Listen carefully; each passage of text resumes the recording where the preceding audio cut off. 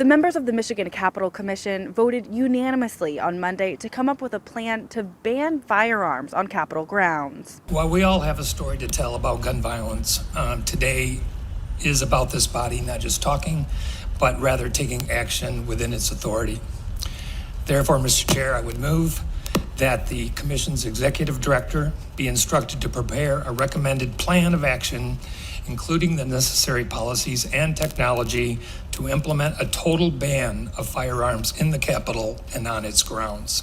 In recent years, the Commission banned open carry on Capitol grounds, but concealed carry is still allowed. You can't snap your fingers and make it happen. All these things have to be put into place. You have to find out which technology works the best. You got to get it implemented. The Commission can't implement a ban like this outright without jumping through some additional hoops first.